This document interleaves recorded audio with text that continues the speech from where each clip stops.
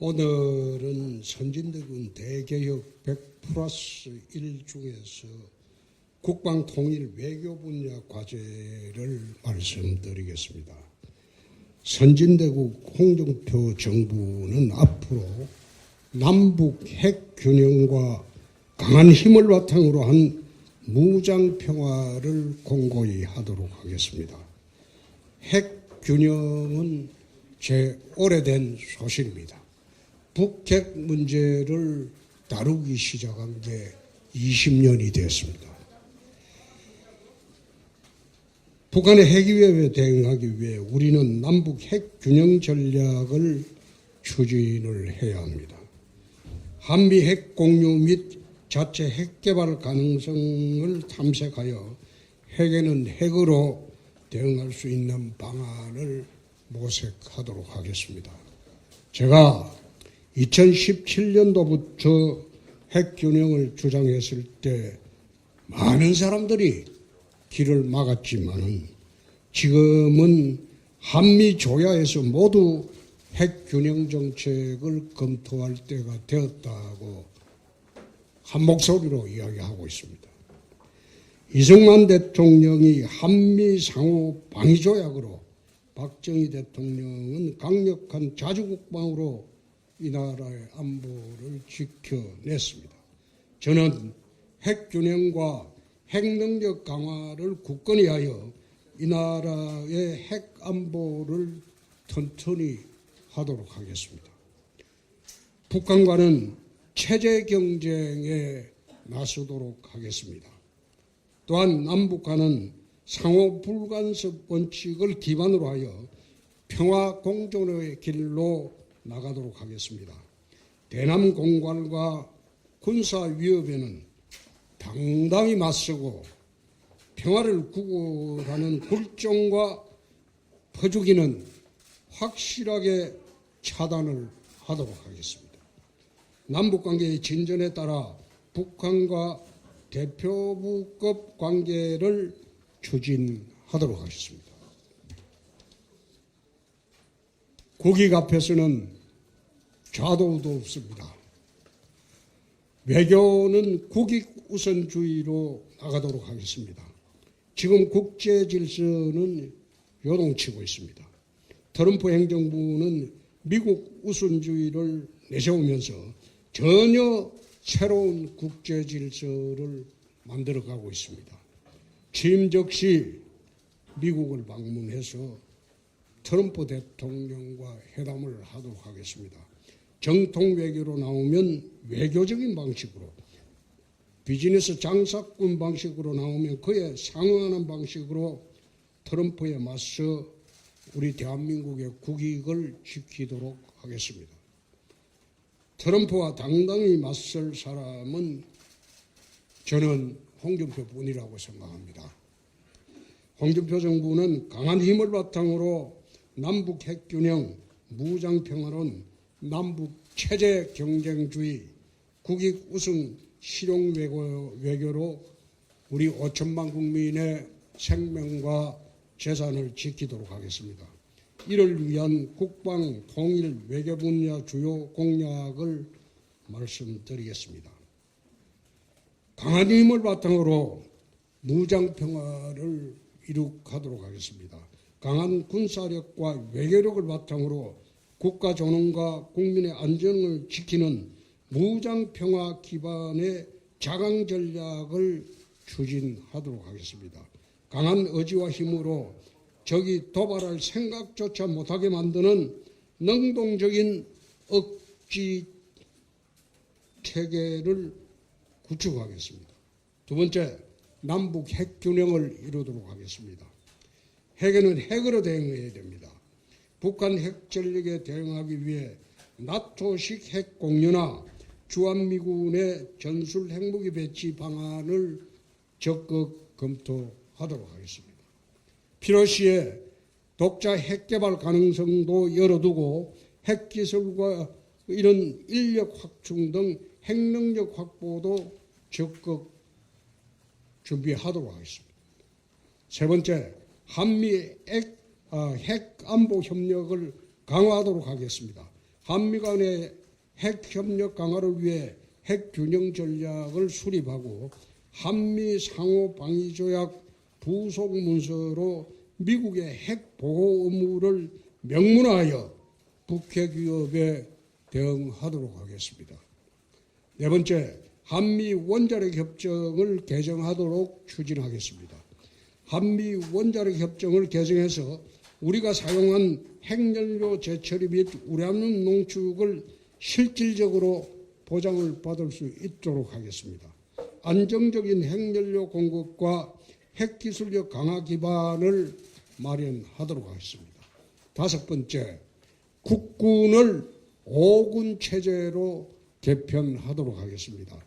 북한의 비대칭 전력과 미래적 양상에 대응할 수 있는 강력한 공세형 군대를 육성하도록 하겠습니다. 신속 전략기동군인 해병대와 특전사를 통합하여 해병 특수군을 창설하고 북한의 특수전부대에 대응하도록 할 것입니다. 우주사령부를 창설하여 우주항공전력과 자산을 통합하여 한미연합 우주작전 능력을 강화하도록 하겠습니다. 여섯 번째, 한국형 아이언돔과 킬체인을 강화하겠습니다. 북한의 장사정포, 단거리 미사일 공격에 대응하기 위해서 이스라엘의 아이언돔과 같은 한국형 다층 방어 체계를 구축하도록 하겠습니다. 킬체인을 완성하여 선제 타격 및 대응 능력을 높이도록 할 것입니다. 일곱 번째, 모병제를 대폭 확대하겠습니다. 미래전은 전문병사의 숫자와 능력에 의해서 좌우됩니다. 단순 병력 유지만이 아닌 고급 기술 중심의 정예군대를 만들도록 하겠습니다. 저출산 시대에 대비해서 전문병사와 직업군인의 그 두 종류의 직군이 중심이 되는 정예군을 육성을 해서 전투력을 강화하도록 하겠습니다. 직업군인과 군의 중간 허리층에 관심을 가져 복지와 처우 개선에 역점을 두도록 하겠습니다. 여덟 번째, 군 가산제를 도입하겠습니다. 군 가산제를 도입해서 국가에 헌신한 제대군인을 올바르게 대우하도록 하겠습니다. 남녀 성별을 떠나서 군 복무자는 모두 혜택을 받고 가산점의 규모도 합리적으로 조정하도록 하겠습니다. 군인의 명예를 존중하고 제대군인을 우대하는 문화를 정착시키도록 하겠습니다. 아홉 번째, 글로벌 K방산산업을 육성하겠습니다. K방산이 자유진영의 무기고로 자리 잡을 수 있도록 글로벌 산업 전략으로 육성하겠습니다. 열 번째, 국방과학연구소의 국방과학기술을 더욱 강화하겠습니다. 국방과학기술연구소의 R&D 예산을 대폭 늘리고 최고의 연구진을 확보할 수 있도록 하겠습니다. 첨단 무기 개발 역량을 극대화하고 고도화하고 민간 방산기업과 협력을 강화하도록 하겠습니다. 11번째, 국방 ABB 군사혁신을 추진하도록 하겠습니다.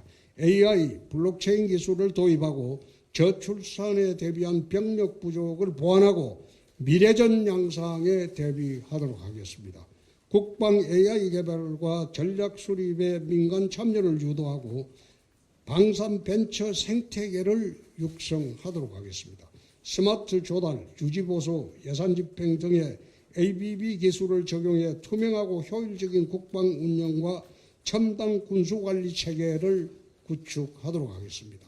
12번째, 남북 불간섭과 체제 경쟁에 우리가 역점을 두도록 하겠습니다. 힘의 균형을 통한 평화 공존을 기본 원칙으로 하고 상대 체제에 대한 서로의 간섭을 중단하고 공존과 평화를 지향하는 현실적 대북 정책을 추진하도록 하겠습니다. 13번째, 평양과 서울의 각각 상호 대표부를 설치하는 것을 추진하겠습니다. 남북관계의 진전에 따라서 평양과 서울에 각각 상호 대표부를 설치하도록 하겠습니다. 남북 간 실질적 외교 기능과 소통 채널을 마련하여 긴장을 줄이고 교류 협력을 넓히도록 하겠습니다.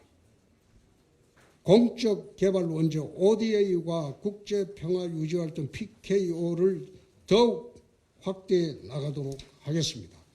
15번째, 국익 중심의 대미 통상 정책을 추진하겠습니다. 미국과 통상협정에서 청와대가 컨트롤 타워가 되어서 상황에 맞는 다양한 방식으로 국익을 지키도록 하겠습니다. 미국과 한국이 상호협력하여 세계시장에 진출하고 이를 발판 삼아서 군사안보 동맹을 넘어 경제, 기술, 산업 동맹으로 발전시켜 나가도록 하겠습니다.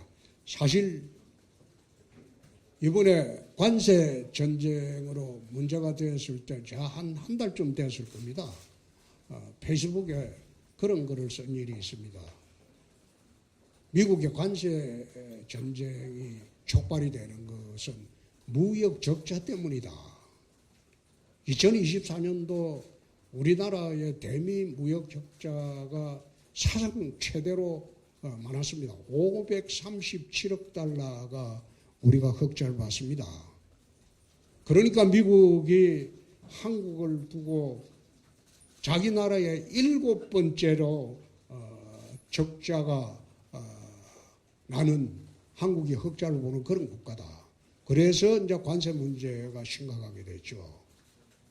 우리나라의 석유와 LNG 수입이 1년에 1,400억 달러 정도 됩니다. 그래서 그때 한 달 전에 중동에서 수입하는 석유와 LNG의 수입원을 미국 쪽으로 돌려봐라.